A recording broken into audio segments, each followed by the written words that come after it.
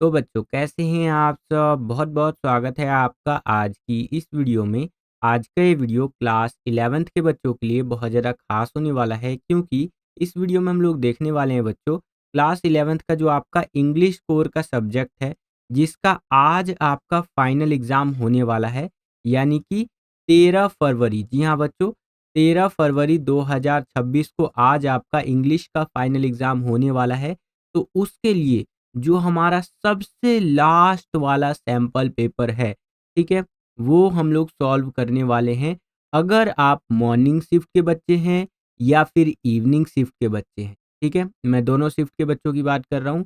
अगर आप morning shift के हैं या इवनिंग शिफ्ट के हैं और आज अपना इंग्लिश का पेपर देने जा रहे हैं यानी कि 13 फरवरी को, तो इस वीडियो को पूरा ज़रूर देख कर के जाइएगा क्योंकि ये सैंपल पेपर ना मैंने आप सभी बच्चों के लिए बचा करके रख रखा था कि लास्ट टाइम पे ये पिटारा खोलूँगा और इसके अंदर मैं आपको इस सैंपल पेपर के अंदर ऐसे-ऐसे क्वेश्चंस करवाने वाला हूँ, जिन क्वेश्चंस की आज के आपके पेपर में आने की संभावना बहुत ज़्यादा है बच्चों, ठीक है?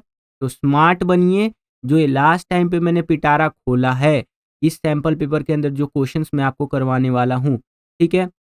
उन सभी क्वेश्चंस को देख कर के जाइएगा। थोड़ा-सा वीडियो लंबा होगा, अराउंड 1.5 घंटे का ये वीडियो होगा।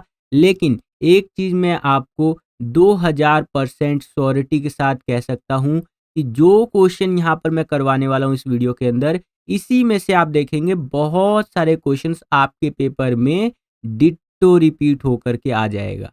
ठीक है? इस बात की 2000% की श्योरिटी है। मैं अपने एक्सपीरियंस के आधार पर बता रहा हूँ बच्चों। ऐसा कोई भी क्वेश्चन मैं आपको नहीं करवाऊँगा इस सैंपल पेपर की वीडियो में जो इम्पोर्टेंट नहीं होगा।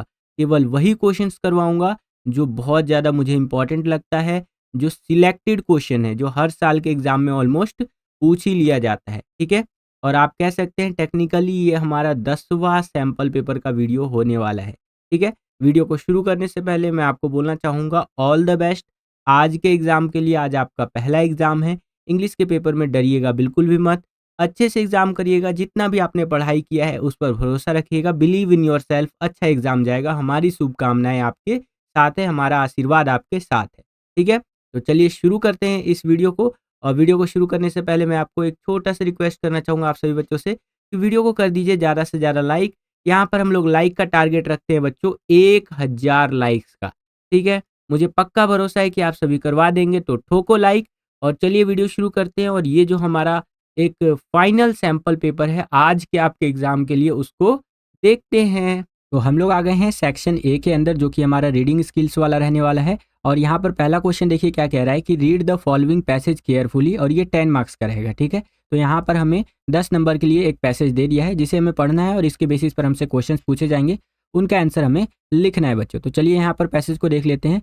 देखिए पैसेज की स्टार्टिंग की लाइनें कुछ इस प्रकार से है कि in the digital age where technology parameters every aspect of our lives, the challenges of cybersecurity have become जो है सो कि paramount with the increasing जो है सो कि relation on interconnected system and the vast amount of data generated daily, safeguarding information from malicious actors has become an जो है सो कि ongoing battle. तो यहाँ पर ये बोल रहा है कि आज के डिजिटल युग में जहाँ तकनीक हमारे जीवन के हर पहलू में व्याप्त है, ठीक है, यानी कि जो टेक्नोलॉजी है वो पूरी तरह से हमारी ज़िंदगी में घुस चुकी है। साइबर सुरक्षा चुनौतियाँ और सर्वोपरि हो गई है, मतलब साइबर सुरक्षा की जो चुनौतियाँ हैं वो बहुत ज़्यादा यहाँ पर सर्वोपरि हो गई है कि किस तरह से हम लोग यहाँ पर सुरक्षित रहे। इसीलिए आजकल जब आप एक दूसरे को या किसी को कॉल करते होंगे तो कॉल पर भी आपको एक ना इन्फॉर्मेशन कह लीजिए या एक अनाउंसमेंट आपको सुनाई देता होगा कि साइबर सुरक्षा है, ज़रूरी है ना, बच के रहें, फ्रॉड वगैरह से बच के रहें, समझ रहे हैं? तो वो आपको गवर्नमेंट के थ्रू वो फ़ोन पर वो इन्फॉर्मेशन सुनाया जाता है ताकि आप जो है सुरक्षित रहें। क्यों? क्योंकि आज के ज़माने में हम लोग टेक्नोलॉजी से बिल्कुल घिरे हुए हैं, ठीक है? जिस टेक्नोलॉजी से घिरे होने के कारण साइबर सिक्योरिटी भी बहुत ज़्यादा ज़रूरी है, जिसके अंदर हमारा सेंसिटिव डेटा होता है, उसको हमें बचा के रखना है, ठीक है? और यहाँ पर बोला जा रहा है परस्पर जुड़े सिस्टम पर बढ़ती निर्भरता और प्रतिदिन उत्पन्न होने वाले विशाल डेटा के साथ जो है सो कि दुर्भावनापूर्ण अभिनेताओं के जानकारी की सुरक्षा एक निरंतर लड़ाई बन गई है, ठीक है? तो आजकल क्या हो रहा है, डेली बेसिस पर लाखों करोड़ों अरबों अमाउंट में जो डेटा है वो जनरेट हो रहा है। कहीं से फोटो अपलोड किया जा रहा है किसी व्यक्ति के द्वारा, कोई वीडियो अपलोड कर रहा है, कोई गाना अपलोड कर रहा है। हर एक आदमी कुछ ना कुछ आज के टाइम पे डेटा अपलोड कर रहा है, ठीक है। तो इतना बड़ा जो डेटा है पूरी दुनिया में इंटरनेट पर, तो उसको सेफ रखना वो बहुत ज़्यादा ज़रूरी है। और जो बड़े बड़े एक्टर्स है उनका भी डेटा है, तो उनको भी सुरक्षित रखना एक बैटल से कम नहीं है, आज के टाइम पे एक जंग से कम नहीं है कहीं ना कहीं, ठीक है। तो इसी तरह से यहाँ पर बातें बोली जा रही है। कुछ लाइनें और मैं आपको बता देता हूँ इस पैसेज का। देखिए मोटा मोटा तो आपको आइडिया लग ही गया होगा कि ये जो हमारा पैसेज दिया गया है, ये यहाँ पर डिजिटल एज में जो डेटा है, टेक्नोलॉजी है, ठीक है, इंटरनेट वगैरह है, उसको लेकर के दिया गया है कि कैसे हम सुरक्षित वगैरह रह सकते हैं। सेकंड पैराग्राफ में देखिए क्या कह रहा है। One of the primary challenges in cyber security is the constant evolution of cyber threats, malicious entities adapt and develop new techniques, making it challenging for security measures to keep peace from जैसे कि sophisticated phishing attacks to ransomware incidents. The landscape is dynamic, requiring continuous जैसे कि vigilance and innovation in defensive strategies. तो यहाँ पर देखिए क्या कह रहा है कि साइबर सुरक्षा में जो प्राथमिक चुनौतियां हैं उनमें से एक साइबर खतरे का निरंतर विकास है। दुर्भावनापूर्ण संस्थाएं नई तकनीकों को अपनाती और विकसित करती हैं, जिससे सुरक्षा उपायों के लिए तालमेल बनाए रखना चुनौतीपूर्ण होता जाता है, ठीक है। ऐसा देखा गया है कि जो फिशिंग अटैक्स वगैरह होते हैं, रैंसमवेयर, मालवेयर, वायरस वगैरह होते हैं, ये बहुत ज़्यादा यहाँ पर गतिशील होते हैं, ठीक है, जिससे हमें यहाँ पर सतर्क रहने की ज़रूरत है और नए नए टेक्निक्स को सीखने की ज़रूरत है। तो इस तरह से आपका साइबर सिक्योरिटी को लेकर के बहुत सारी बातें यहाँ पर मेंशन की गई है पैसेज के अंदर। तो वीडियो को पॉज करके आप इस पैसेज को रीड कर सकते हैं। इसके बेसिस पर जो हमसे क्वेश्चंस पूछे जा रहे हैं उनको हम लोग यहाँ पर हल करने का यानी सॉल्व करने का प्रयास करते हैं, ठीक है। चलिए तो यहाँ पर देखिए पहला क्वेश्चन क्या पूछ रहे हैं हमसे कि what is the main focus of the passage. तो ये जो हमारा गद्यांश है, जो हमारा पैसेज है, इसका मेन फोकस क्या है, मुख्य फोकस क्या है। तो साइबर सिक्योरिटी चैलेंजेस यानी कि साइबर सुरक्षा की जो चुनौतियां हैं, यहाँ पर मेन चीज इसको हाईलाइट किया गया है कि किस तरह से हम सुरक्षित रह सकते हैं डिजिटल दुनिया में, ठीक है बच्चों। तो ये सी ऑप्शन आपका करेक्ट हो जाएगा। नेक्स्ट यहाँ पर सेकंड क्वेश्चन देखिए क्या पूछ रहा है हमसे कि what makes it challenging to keep peace with cyber threats, यानी कि खतरों से तालमेल बनाए रखना चुनौतीपूर्ण क्यों है। क्योंकि कांस्टेंट इवोल्यूशन ऑफ थ्रेट्स, आप देखेंगे तो डेली बेसिस पर एक नया वायरस आ जाता है इंटरनेट पे कि ये देखिए फलाना वायरस आ गया, अपने फ़ोन को बचा करके रखिए, ये करिए वो करिए, ठीक है। तो इसीलिए कहीं ना कहीं इन सब से लड़ना एक तरह से और तालमेल बना करके रखना है ना, कि अपने आप को सुरक्षित रखे, वो काफ़ी टफ है आज के टाइम पे, ठीक है। तो ये आपका ए वाला ऑप्शन करेक्ट हो जाएगा। नेक्स्ट क्वेश्चन देखिए यहाँ पर थर्ड क्वेश्चन क्या है कि व्हाट एक्सरबेट्स साइबर सिक्योरिटी चैलेंजेस, यानी कि साइबर सुरक्षा चुनौतियाँ किसे कहते हैं। तो शॉर्टेज ऑफ स्किल्ड प्रोफेशनल्स, ये जो होता है यानी कुशल पेशेवरों की जब कमी हो जाती है तब हम यहाँ कह सकते हैं कि साइबर सुरक्षा की चुनौतियाँ बढ़ती है, ठीक है। मतलब इससे और भी ज़्यादा साइबर सुरक्षा की जो चुनौतियाँ होती है वो बढ़ जाती है बच्चों, ठीक है। चलिए फोर्थ क्वेश्चन देखिए यहाँ पर क्या है कि what is a critical element in cyber security challenges, यानी कि जो चुनौतियां हैं साइबर सिक्योरिटी की, उसमें सबसे महत्वपूर्ण तत्व क्या है। तो उसमें सबसे महत्वपूर्ण जो तत्व है बच्चों वो है आपका ह्यूमन फैक्टर, यानी कि मानवीय कारक जो है वो सबसे ज़्यादा इंपॉर्टेंट है। चलिए अब पांचवा क्वेश्चन देखिए बच्चों यहाँ पर क्या है, what is emphasised as a crucial जैसे कि component of a robust cyber security strategy, यानी कि एक मजबूत साइबर सुरक्षा रणनीति के महत्वपूर्ण घटक के रूप में किस पर जोर दिया जाता है। तो यहाँ पर जोर दिया जाता है बच्चों आपका कॉन्टिन्यूअस इनोवेशन के ऊपर, यानी कि निरंतर नवाचार, जो कॉन्टिन्यूअस यहाँ पर इनोवेशन किया जाता है ना, उसके ऊपर यहाँ पर जोर दिया जाता है जब एक साइबर सुरक्षा रणनीति तैयार की जाती है। तो कि भैया इस तरह से ये हमारा एक ऐप है ना, जैसे मान लीजिए कि गूगल है, ठीक है। तो ऐसा तो है नहीं कि गूगल में लोग यहाँ पर सेफ नहीं रहते होंगे, है ना। गूगल सभी यूज़ करते हैं, सभी महसूस करते हैं कि गूगल बहुत ज़्यादा सेफ है। तो गूगल इतना ज़्यादा सेफ क्यों माना जाता है, क्यों, क्योंकि ये कंटिन्यू अपने आप को इनोवेट करता रहता है, नए नए चैलेंजेस को कंटिन्यू फेस करता रहता है। गूगल की एक बहुत बड़ी टीम है जो इस चीज़ों को मैनेज करती है, समझ रहे हैं आप। तो यहाँ पर सी वाला ऑप्शन आपका करेक्ट हो जाएगा। अगला क्वेश्चन देखिए यहाँ पर छठा क्वेश्चन क्या है कि व्हाट डज द इंटर जैसे कि connectedness of devices and network contribute to. तो यहाँ पर ये कह रहा है कि उपकरणों और नेटवर्कों का परस्पर जुड़ाव किसमें योगदान देता है। तो ये योगदान देता है एक्सपेंडेड अटैक सरफेस, यानी कि विस्तारित आक्रामक सतह को ये वो देता है। क्योंकि देखिए एक कंप्यूटर है, उससे दूसरा कंप्यूटर जुड़ा हुआ है, उससे अगला कंप्यूटर जुड़ा हुआ है, उससे अगला जुड़ा हुआ है, तो अगर एक में वायरस आ जाता है तो इसकी संभावना रहती है कि इसमें भी वायरस आ जाए, इसमें भी आ जाए, इसमें भी आ जाए। अगर एंटीवायरस वगैरह इंस्टॉल ना हो तो, या पुराना सॉफ्टवेयर हो उसको अपडेट ना किया गया हो, तो वायरस आने के बहुत ज़्यादा चांस होते हैं। ठीक है, तो ये आपका यहाँ पर ऑप्शन नंबर जो ए है ये करेक्ट आंसर हो जाएगा।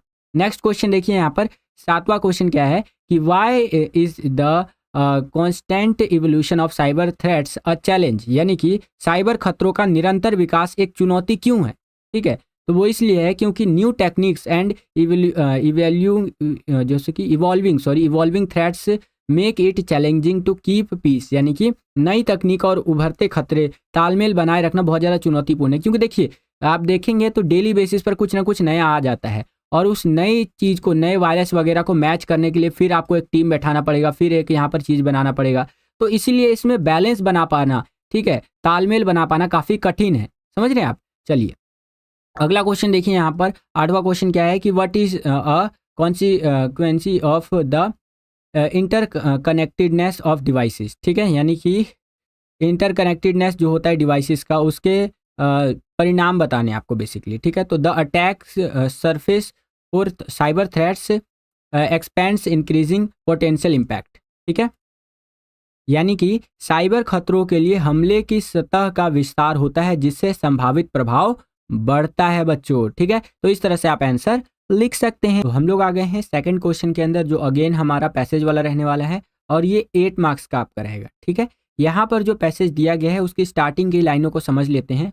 तो पैसेज की स्टार्टिंग की लाइनें कुछ इस प्रकार से है कि human rights are fundamental elements inherent to all individuals regardless of their nationality, ethnicity और अदर जैसो कि डिग्निशिटिंग फैक्टर्स। ठीक है, and distinguishing factors they serve as the जैसो कि bedrock for promoting dignity, equality and justice in societies across the globe. तो यहाँ पर क्या कह रहा है कि मानव अधिकार सभी व्यक्तियों के लिए निहित मौलिक अधिकार है, चाहे वो उनकी राष्ट्रीयता, जातीयता या अन्य विशिष्ट कारक कुछ भी हो। वे दुनिया भर के समाजों में समानता और न्याय को बढ़ावा देने के लिए आधारशिला के रूप में काम करते हैं। ठीक है, तो फंडामेंटल राइट्स के ऊपर आपका ये पूरा का पूरा पैसेज दिया गया है, जिसके अंदर और भी बहुत सारी चीज़ें आपको बताई गई हैं, जैसे कि UDHR के बारे में, यानी कि the universal declaration of human rights के बारे में, कि इन्होंने अडॉप्ट किया था by the United Nations in 1948, outlines a comprehensive framework for safeguarding human rights. The declaration emphasizes civil, political, economic, social and cultural right, addressing a wide spectrum of human जैसो कि experiences। यानी कि यहाँ पर ये कह रहा है कि संयुक्त राष्ट्र द्वारा 1948 में अपनाई गई मानवाधिकारों की सार्वभौमिक घोषणा मानवाधिकारों की सुरक्षा के लिए एक व्यापक रूपरेखा की जो प्रस्तुत करता है।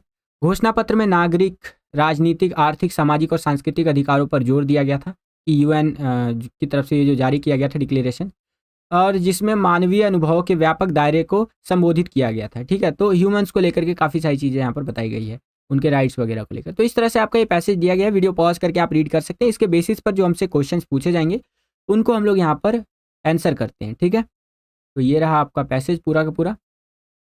अब देखिए यहाँ पर पहला क्वेश्चन बहुत ईजी है कि what is the universal declaration of human rights, UDHR।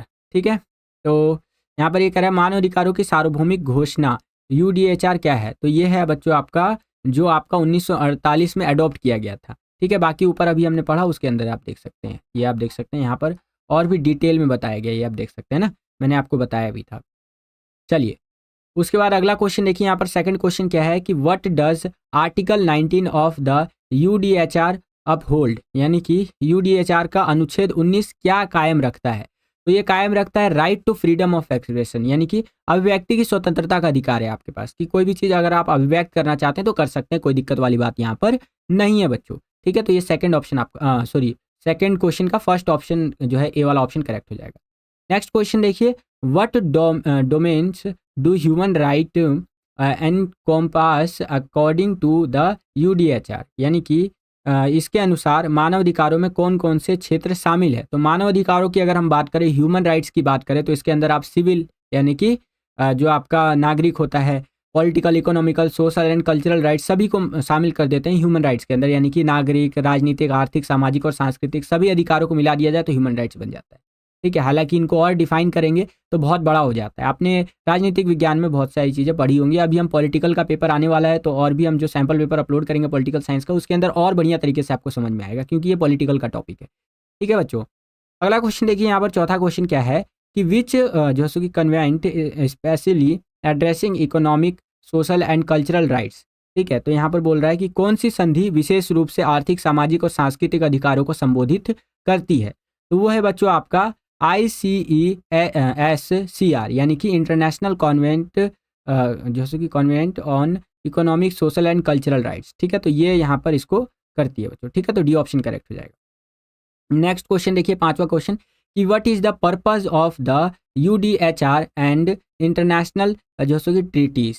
यहाँ पर कह रहा है कि UDHR और अंतर्राष्ट्रीय संधियों का उद्देश्य क्या है। तो इसका उद्देश्य है बच्चों to promote and protect human rights, यानी कि मानव अधिकारों को बढ़ावा देना और उनकी रक्षा करना, यही इनका उद्देश्य कह लीजिए।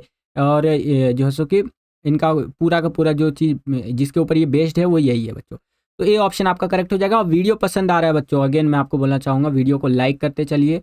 जितना ज़्यादा वीडियो को आप लाइक करते हैं उतना ज़्यादा हमारा मोटिवेशन बढ़ता है और वीडियोज़ को बनाने के लिए। आपका एक लाइक हमें बहुत ज़्यादा मोटिवेट करता है, ऐसा कह सकते हैं लाखों, करोड़ों, अरबों, खरबों गुना मोटिवेट करता है इसी तरह की वीडियोज़ को बनाने के लिए बच्चों। ठीक है, चलिए अगला क्वेश्चन देखिए यहाँ पर, छठा क्वेश्चन क्या है कि what is essential for ensuring the effective realization of human rights, यानी कि अधिकारों की प्रभावी प्राप्ति सुनिश्चित करने के लिए क्या आवश्यक है। ठीक है, तो वो आवश्यक है बच्चों कलेक्टिव कमिटमेंट, जो सो कि विजिलेंट मॉनिटरिंग एंड जो सो कि रिस्पॉन्सिव मशीन मैकेनिज्म। तो सामूहिक प्रतिबंध जरूरी है, सतर्क निगरानी और उत्तरदायी तंत्र ये जरूरी है। इसके लिए अधिकारों की प्रभावी प्राप्ति सुनिश्चित करने के लिए। ठीक है बच्चों, तो इस तरह से। Next, define human rights, simple सा क्वेश्चन है, मानव अधिकारों को परिभाषित करना है। तो फंडामेंटल एलिमेंट्स इन जैसे कि हेरेंट to all individuals promoting dignity, equality and justice, ये ह्यूमन राइट होता है, यानी कि सभी व्यक्तियों को में निहित मौलिक अधिकार, सम्मान, समानता और न्याय को बढ़ावा देना, यही ह्यूमन राइट्स होता है बच्चों, मानव अधिकार होते हैं। ठीक है, next, what does article 25 of the UDHR addressing या address and why is it significant, यानी कि UDHR का अनुच्छेद 25 क्या संबोधित करता है और यह क्यों महत्वपूर्ण क्यों है। तो article 25 addresses the right to health and well being, emphasizing accomplishable medical care and it ensures the holistic welfare of individuals, यानी कि अनुच्छेद 25 स्वास्थ्य और कल्याण के अधिकार को संबोधित करता है, सुलभ चिकित्सा देखभाल पर जोर देता है, यह व्यक्ति को समग्र कल्याण को सुनिश्चित करता है। ठीक है, तो ये आप लिख सकते हैं। तो हमारा फर्स्ट एंड सेकंड क्वेश्चन हो जाता है कंप्लीट। और यहाँ पर मैं आपको एक चीज़ और बता देता हूँ, देखिए क्वेश्चन नंबर जो आपका फर्स्ट है और सेकंड है, यहाँ तक कि थर्ड क्वेश्चन को भी मैं इसमें शामिल करूँगा। ये केवल और केवल आपके प्रैक्टिस के लिए है बच्चों, क्योंकि इसमें से same to same ditto repeat होकर के आना थोड़ा मुश्किल होता है, ये यूनिक ही आता है। लेकिन जो आपका ग्रामर वाले क्वेश्चंस होते हैं, प्लस में जो आपका सेक्शन सी होता है, इसके अंदर से सेम टू सेम छप करके आने के चांसेस सबसे ज़्यादा होते हैं, जो हम यहाँ पर करेंगे बच्चों। ठीक है, चलिए अब हम लोग आ गए हैं थर्ड क्वेश्चन के अंदर, जो अगेन आपका एक वो रहेगा पैसेज वाला। एंड यहाँ पर आपको पैसेज को पढ़ करके नोट मेकिंग करना है बच्चों। प्रीवियस वीडियो के अंदर मैंने आपको बताया नोट मेकिंग कैसे करते हैं, फिर से मैं आपको बता दूंगा नोट मेकिंग कैसे करते हैं, जिससे कि आपकी तैयारी और अच्छे से हो सके और रिविजन भी हो जाए। तो यहाँ पर देखिए, ये पैसेज हमारा कोविड-19 के ऊपर दिया हुआ है, जिसके बारे में मुझे ज़्यादा कुछ बताने की तो ज़रूरत है नहीं। आप सभी को पता है कोविड-19 के बारे में क्या है, कोरोना वायरस नहीं है ना।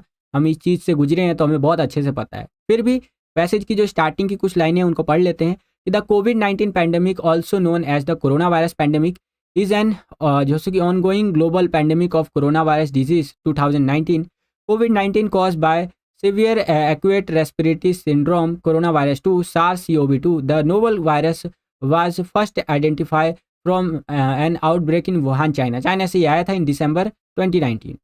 Attempts to contain it there failed, allowing the virus to spread to other areas of China and later world wide. तो यहाँ पर ये बोला जा रहा है कोरोना वायरस महामारी है, जिसे कोरोना वायरस महामारी के रूप में भी जाना जाता है।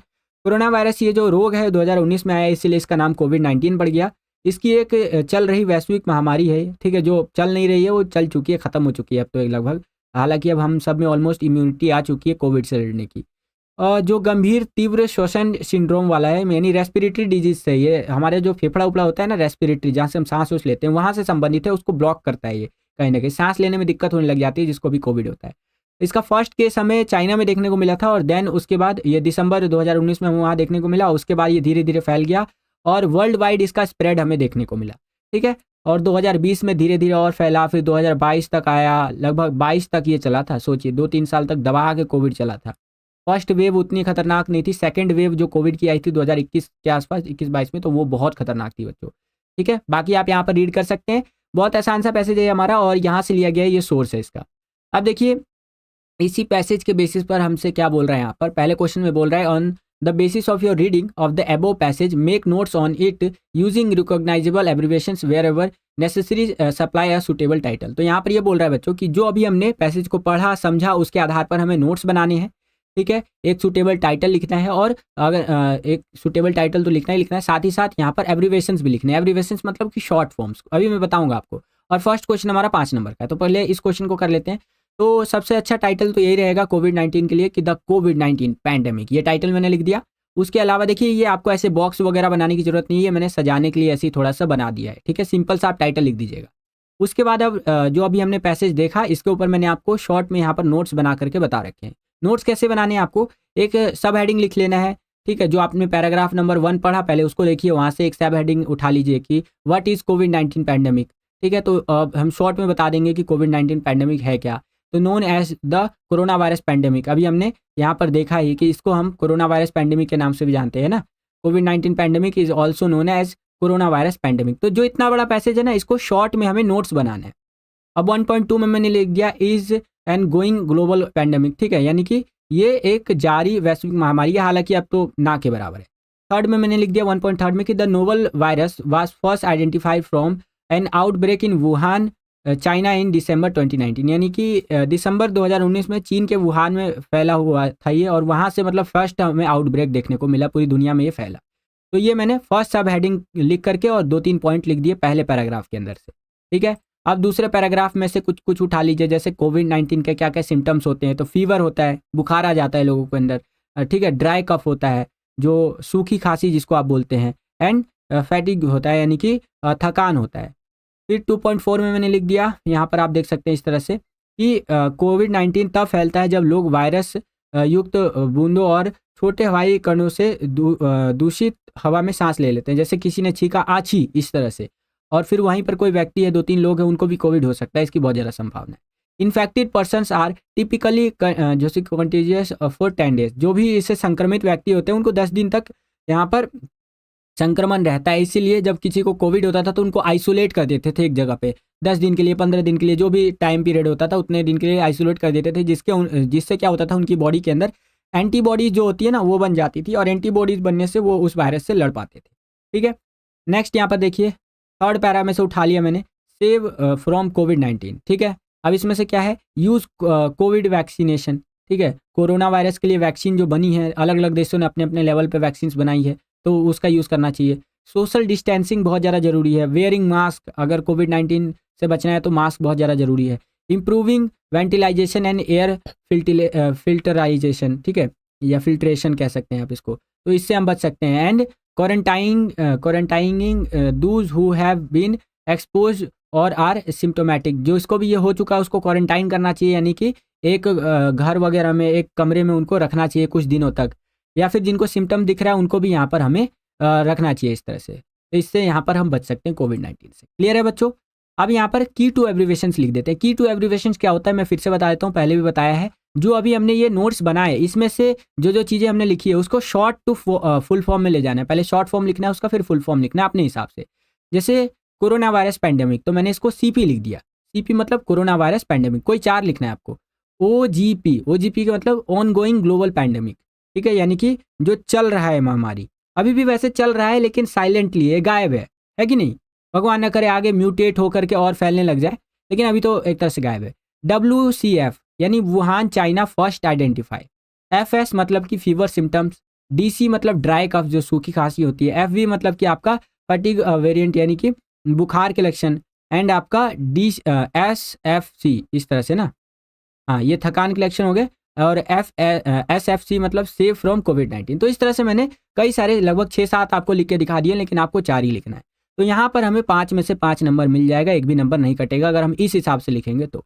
अगला है हमारा right a summary of the above passage in about 50 words. तो अब हमने जो ये पैसेज को पढ़ा उसको हमें समराइज करना है, यानी कि इतना बड़ा पैसेज है ये। अब इतने बड़े पैसेज को हमें 3 नंबर के हिसाब से 50 शब्दों में लिख देना है, यानी कि जिसको इंग्लिश आता है वो बच्चा तो लिख ही लेगा, जिसको नहीं आता है मैं बता दूं बच्चों, 2 लाइन आप फर्स्ट पैराग्राफ से ले लीजिएगा, ठीक है, 1-2 लाइन बीच से ले लीजिएगा और 2-3 लाइन नीचे से ले लीजिएगा, हो जाएगा आपका 50 शब्द, 50 वर्ड्स यहाँ पर हो जाएगा आपका कंप्लीट। देखिए मैंने आपको लिख करके बताया। सबसे पहले तो एक टाइटल दे देना है आपको समरी लिखने से पहले कि कोविड-19 from Wuhan outbreak to global spread, यानी कि कोरोना वायरस या कोविड-19 वुहान के प्रकोप से लेकर के वैश्विक प्रसार तक। फिर उसके बाद यहाँ पर मैंने लिख दिया पूरा समरी कि the novel virus was first identified in December 2019, यानी कि ये जो कोरोना वायरस है इसको सबसे पहले 2019 में देखा गया। From an outbreak in Wuhan China, efforts जो सो कि to contain it there failed, allowing the virus to spread other regions of China and later around the world. कोविड-19 spreaded when people breathe in air contaminated with droplets and small airborne particles containing the virus. Infected individuals are usually contagious for 10 days and can spread the virus even if they do not develop symptoms. तो इस तरह से यहाँ पर बातें बताई गई हैं बच्चों कि ये वायरस 2019 दिसंबर में हमें देखने को मिला, धीरे धीरे वैश्विक स्तर पर फैल गया। इसे रोकने के बहुत सारे प्रयास किए गए लेकिन विफल रहे सब, जिससे वायरस चीन के अन्य क्षेत्रों में फैला और बाद में दुनिया भर में फैल गया। कोरोना वायरस तब फैलता है जब लोग वायरस युक्त जो बूंदें होती हैं, जैसे ड्रॉपलेट्स, जैसे हम छींकते हैं आछी इस तरह से, तो जो हमारी छींक से या हमारे बोलने से जो छोटे छोटे ड्रॉपलेट्स निकलते हैं, जो हमें अक्सर दिखाई नहीं देते अपनी आईज से, बट वो निकलते हैं, और छोटी हवा के कणों से दूषित हवा में जो लोग सांस लेने लग गए तो संक्रमण व्यक्ति में फैलने लग गया धीरे धीरे, और धीरे धीरे ये वर्ल्ड वाइड फैल गया, ठीक है। और लक्षण विकसित ना होने पर भी वायरस फैल सकते हैं। अगर किसी को सिम्टम्स नहीं दिख रहे हैं फिर भी यहाँ पर वायरस फैल सकता है, इसकी बहुत ज़्यादा संभावना है। आई होप कि आपको समझ में आया होगा। अब हम लोग आ गए हैं सेक्शन बी के अंदर। तो यहाँ पर चौथा क्वेश्चन देखिए बच्चों, हमसे क्या कह रहा है कि fill in the blanks with the correct form of the verbs, ठीक है। तो जो करेक्ट फॉर्म होता है वर्ब का, उसको लेकर के हमें यहाँ पर जो खाली स्थान दिया गया है, फिल इन द ब्लैंक्स दिया गया है, उसको भरना है। तो चलिए देखते हैं क्या करके। पहला है the course dash next Sunday start. तो यहाँ पर जो ये स्टार्ट लिखा है, बस यहाँ पर स्टार्ट की जगह स्टार्ट्स आ जाएगा, एस लग जाएगा, तो क्या हो जाएगा the course starts next Sunday, ठीक है। तो इस तरह से आपका हो जाएगा, यानी पाठ्यक्रम अगले रविवार से शुरू होगा। तो इस तरह से आप यहाँ लिख सकते हैं। Next, I plan to dash groceries at the store this weekend buy. तो यहाँ पर बोला गया है कि सप्ताह में स्टोर से किराने का सामान खरीदने की योजना बना रही हूँ इस सप्ताह, इस तरह से ना, तो यहाँ पर बाय ही आएगा, ठीक है, इस तरह से बाय ही रहेगा। Next, Dhanish and Priya dash to Manali for vacation last week go. यहाँ पर यह है कि वो छुट्टी मनाने के लिए मनाली गए थे, तो यहाँ पर आपका आ जाएगा Danish and Priya went to Manali, went आएगा, ठीक है। नेक्स्ट है C dash her homework before going to bed. Finish है यहाँ लिखा हुआ, तो फिनिश्ड आ जाएगा, सी फिनिश्ड हर होमवर्क, यानी कि वह सोने से पहले अपना होमवर्क पूरा करती थी, इस तरह से करके मतलब फिनिश आ जाएगा, ईडी लग जाएगा, ठीक है बच्चों। तो इस तरह से आपका यहाँ पर ये क्वेश्चन भी हो जाता है कंप्लीट। तो अब हम लोग आ गए हैं 5वें क्वेश्चन के अंदर, और यहाँ पर 5वां क्वेश्चन देखिए हमें क्या कह रहा है कि rearrange the following words phrases to make a meaningful sentence. यानी कि यहाँ पर आपको 5 इस तरह से चीज़ें दी गई हैं, जहाँ पर एक अगर मैं आपको दिखाऊं ये फर्स्ट में, तो देखेंगे अलग अलग वर्ड्स दिए गए हैं, ठीक है, तोड़ मरोड़ के, कोई इधर वर्ड है कोई इधर है, मतलब आगे पीछे करके आपको दे दिया गया है, और इन सब वर्ड्स को जोड़ करके आपको एक एक सेंटेंस बनाना है, ठीक है। टोटल 5 दिया गया है, 5 में से आपको 4 करना है, आंसर एनी 4 या फिर अटेम्प्ट एनी 4 करके। तो चलिए मैं आपको दिखाता हूँ। देखिए पहला वाला जो है यहाँ पर ये टेस्ला से रिलेटेड है। क्या बनाया मैंने कि Tesla has an excellent market for electric cars, यानी कि जो टेस्ला है उसके पास इलेक्ट्रिक कारों के लिए एक उत्कृष्ट बाजार है। जिन बच्चों को नहीं पता मैं बताना चाहूँगा, इलोन मस्क जी की कंपनी है यहाँ पर टेस्ला, जो कि इस तरह की मैं आपको दिखा देता हूँ, गाड़ियाँ बनाती है जो एकदम मस्त मस्त गाड़ियाँ होती है, देख रहे हैं आप। और ये गाड़ी कैसी बना दी मैंने, इसका एक पहिया थोड़ा सा हिल गया है, बाकी आप देखेंगे तो ये भी गाड़ी आपका टेस्ला और BMW से कम तो नहीं है। आप कमेंट करके बताइएगा, ये गाड़ी टेस्ला उसला जैसा नहीं लग रहा आपको, एकदम हीरो जैसा गाड़ी नहीं लग रहा है आपको? इतना मस्त मैंने यार क्या गाड़ी बना देता हूँ मैं, मुझे तो गाड़ी बनाना सीखना चाहिए।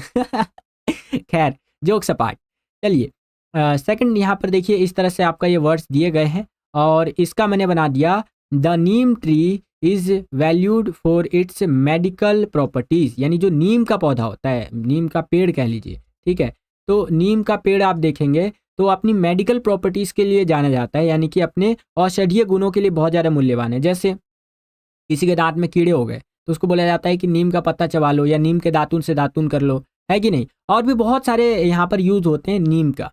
नेक्स्ट यहाँ पर ये थर्ड में इस तरह से दे रखा है और इसका मैंने यहाँ पर बना दिया, आप देख सकते हैं सभी को जोड़ करके, कि Delhi saw very heavy rains during the month of July, यानी कि जुलाई में दिल्ली में बहुत भारी बारिश हुई। नेक्स्ट यहाँ पर फोर्थ में इस तरह से ये दे रखा है वर्ड्स, इसको जोड़ करके मैंने बना दिया, many people eat cereal for breakfast, ठीक है, यानी कि कई लोग नाश्ते में अनाज खाते हैं, ठीक है।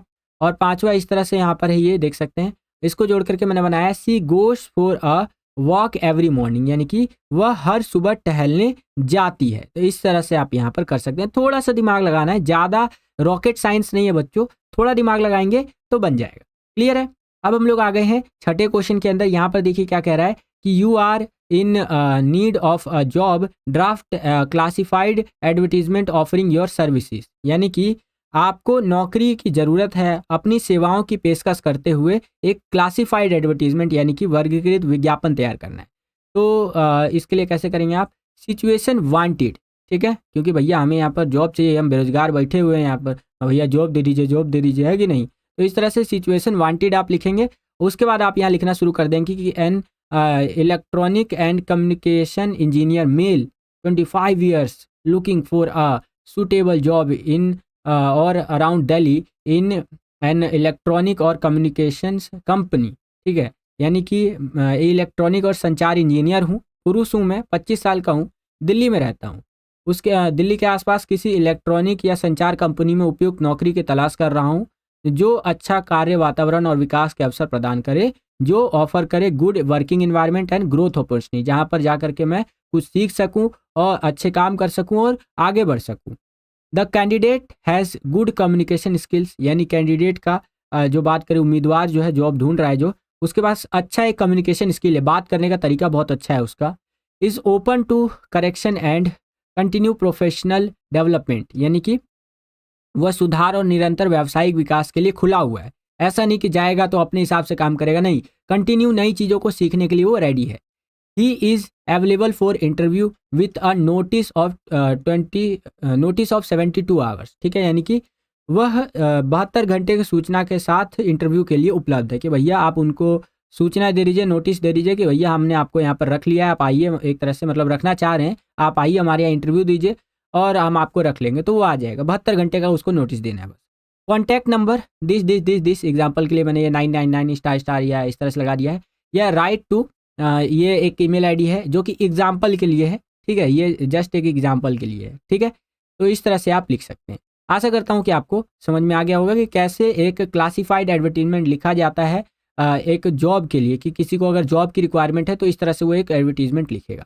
इसी का चॉइस में एक क्वेश्चन है कि अगर आपको ऊपर वाला क्वेश्चन नहीं आता है तो नीचे वाला जो ये क्वेश्चन है इसको आप अटेंड कर सकते हैं। इसके चॉइस में देखिए क्या क्वेश्चन है, यू आर विष्णव या Vaishali car dealer at Durga Automobiles Kirtinagar, you want to sell a second hand XUV 500 that has come to your showroom, draft an advertisement in 50 words to be publish in a national daily newspaper. तो जो national level पे newspapers आते हैं, जैसे Hindustan times हो गया, Navbharat times हो गया, ठीक है, या द हिंदू वगैरह हो गए, तो ऐसे न्यूज़पेपर के अंदर एक आपको एडवर्टीजमेट देना है इस चीज़ को लेकर के कि आपके शोरूम में एक सेकेंड हैंड कार है XUV 500 जो इसका मॉडल नंबर है, इसको आप बेचना चाहते हैं, और आपका आप जो है कार डीलर है, कीर्तिनगर दिल्ली में रहते हैं आप, ठीक है, मतलब यहाँ पर आपका एक दुर्गा ऑटोमोबाइल कीर्तिनगर में ये आपका जो है सो कि वो है, ठीक है, कार का वो, तो यहाँ से आप बेचना चाहते हैं। तो चलिए देखते हैं कैसे लिखेंगे आप इसके डेली न्यूज़पेपर के अंदर कि फॉर सेल, यानी कि बिक्री के लिए है, क्या है, available second hand silver colour Mahindra XUV 500 model 2019 for sale,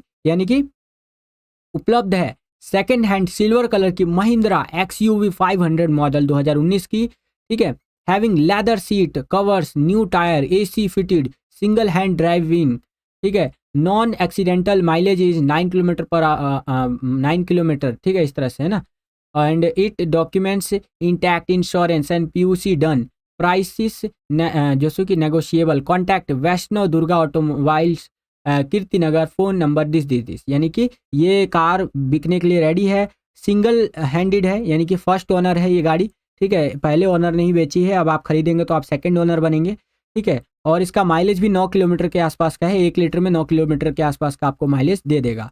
दस्तावेज इसके रेडी है पूरी तरह से, इंश्योरेंस है, पीयूसी है, पॉल्यूशन सर्टिफिकेट जो होता है, कीमतें बातचीत योग्य है, यानी कि हम नेगोशिएट कर सकते हैं यहाँ पर इसका जो प्राइस है उसको लेकर के। संपर्क करें Vaishnav Durga automobiles, Kirti Nagar, phone number dash dash dash dash. तो इस तरह से आप डेली न्यूज़पेपर के अंदर एक एडवर्टीजमेंट दे सकते हैं कुछ चीज़ सेल करने के लिए। क्लियर है बच्चों? आशा करता हूँ आपको समझ में आ गया होगा। अब हम लोग आ गए हैं 7वें क्वेश्चन के अंदर। यहाँ पर देखिए क्या कह रहा है, design a poster in not more than 50 words for your school library on the value of books and good reading habits, you may use slogans, यानी कि अपने स्कूल की लाइब्रेरी के लिए किताबों के महत्व और अच्छी पढ़ने की आदत पर 50 शब्दों से ज़्यादा का पोस्टर डिजाइन न करना। आप जो है स्लोगन का इस्तेमाल कर सकते हैं कि भैया आपकी लाइब्रेरी में ना वैल्यू क्या होती है बुक्स की, इसको ध्यान में रखते हुए कुछ यहाँ पर आपको वो इस तरह से करना है, ठीक है, पोस्टर डिज़ाइन करना है जिसके अंदर कुछ स्लोगन वगैरह आप यूज़ कर सकते हैं। तो देखिए मैंने यहाँ पर आपको बता दिया, बहुत सिंपल सा है। आप जो भी चीज़ें, अगर आप बुक बनाना चाहते हैं तो बुक बना सकते हैं इस तरह से। बुक बनाना भी आसानी होता है, कुछ इस तरह से आप करेंगे तो ये आपका एक किताब की तरह दिखने लग जाएगा, है ना। ये थोड़ा सा देखिए, मैं तो यहाँ पर कंप्यूटर पे बना रहा हूँ, ये आप जब पेन वैन से बनाएंगे तो भी आप बता सकते हैं। यहाँ पे ये लिख देंगे ये एक बुक है इस तरह से ना, और भी कुछ स्लोगन्स लिख देंगे कि your school library has 10,000 books, ठीक है। बुक्स के बारे में क्या है, इन्फॉर्म, इंस्ट्रक्ट, डिलाइट, इंकरेज, ठीक है, read best, speak best and think best, take a book a day, don't delay, make reading a regular habit and reading makes a ready man, इस तरह से ना, बुक आवर बेस्ट फ्रेंड्स, ये आपका main title हो जाएगा। तो ऐसे करके आप यहाँ पर एक पोस्टर डिजाइन कर सकते हैं। ध्यान रखिएगा 50 वर्ड्स के यहाँ पर वर्ड लिमिट दिए, ऐसा नहीं कि आप पूरा भर दे, है ना। और एक बहुत फेमस कोट है यहाँ पर कि डोंट जज a book by its cover, है ना, read it and reading makes a ready man, ठीक है, बिल्कुल ठीक है।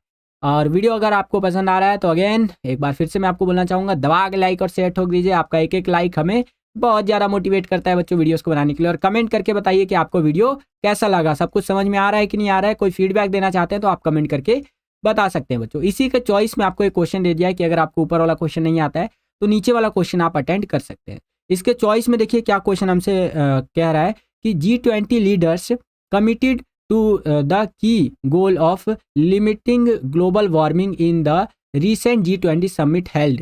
Draft a poster in not more than 50 words with the theme global warming for the environment जैसे कि week to be observed by your school. You are मोहित या फिर Mridula of जैसे कि श्यामलाल विद्यालय दिल्ली, ठीक है। दो G20 के जो लीडर्स है, G20 मतलब कि ग्रुप ऑफ 20 नेशंस, ठीक है, जो बड़े बड़े पावरफुल नेशंस है ना, उनका एक ग्रुप है जिसके अंदर भारत भी आता है, ठीक है।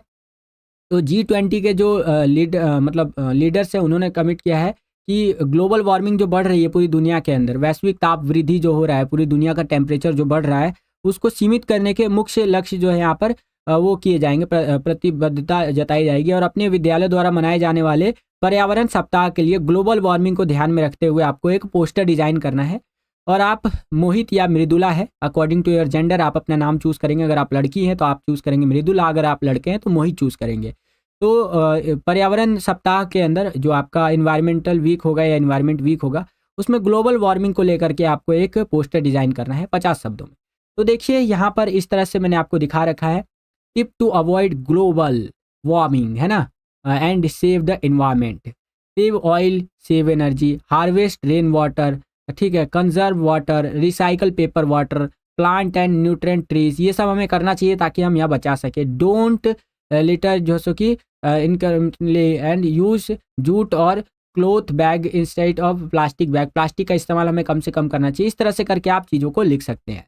And always remember reduce, reuse and recycle, हमें कोई भी चीज़ को यहाँ पर रिसाइकल करके दोबारा इस्तेमाल करना चाहिए। जैसे अब प्लास्टिक वगैरह भी आते हैं तो वो भी रिसाइकलेबल होते हैं, उसको रिसाइकल करके दोबारा हम लोग इस्तेमाल कर लेते हैं। आपने ब्लैक पेज की नोटबुक देखी है बच्चों, जो काले पेज की कॉपी होती है जिसमें हम अपना रफ काम करते हैं, वो क्या होता है, वो रिसाइकल्ड कॉपी होता है। जो हम लोग व्हाइट पेज की कॉपी खरीद करके लाते हैं और उसमें अपना होमवर्क वगैरह करके काम वाम करके जब उसको हम लोग लास्ट में बेचते हैं, तो वो जब रद्दी वाला उसको ले करके जाता है तो वो रिसाइकल होता है और वापस से मार्केट में आता है, फिर वापस से हम उसको बेच सकते हैं। तो इस तरह से रिसाइकलिंग का प्रोसेस चलता रहता है, जिससे कि जो हमारा इन्वायरमेंट है वो सुरक्षित रहता है।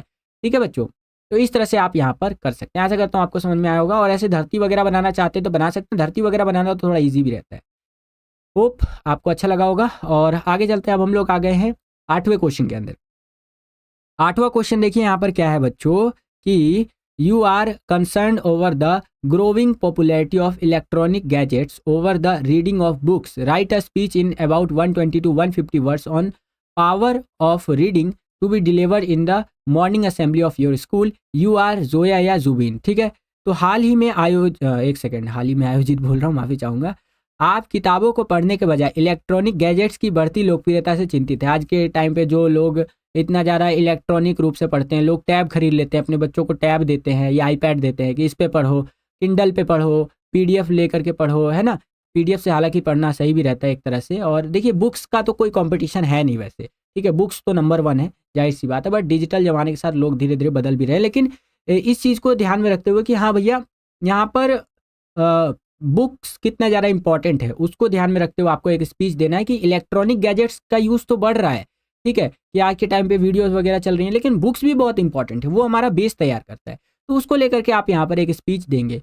तो क्या करेंगे, सबसे पहले तो हमारा यहाँ पर टॉपिक आ जाएगा पावर ऑफ रीडिंग, एंड फिर हमारा स्पीच शुरू हो जाएगा कि regarded educators and my dear company, ठीक है, good day on the event of pursuing motivation day 15th October. I am here to introduce my Josuke contemplations on the point significance of pursuing a book is a fantasy which you held in your hand। यानी कि आदरणीय प्रधानाचार्य, शिक्षकगण और मेरे प्यारे साथियों, नमस्कार। 15 अक्टूबर को पढ़ने की प्रेरणा दिवस के अवसर पर मैं पढ़ने का महत्व विषय पर अपने विचार प्रस्तुत करने के लिए यहाँ हूँ। एक किताब एक सपना है जिसे आप अपने हाथ में पकड़ते हैं। एक किताब जो होता है एक सपना की तरह होता है। और आपने डीडी नेशनल वगैरह पे या कहीं ना कहीं ये सुना होगा कि किताबें करती हैं बातें, किताबें करती हैं बातें। तो जब हम किताब पढ़ते हैं ना तो बड़ा मज़ा आता है। वो कहीं ना कहीं हमसे एक बात कर रहा होता है, ऐसा अनुभव होता है कि यार किताब जो है हमसे बात कर रहा है, क्योंकि हम बहुत कुछ सीख रहे होते हैं किताबों से।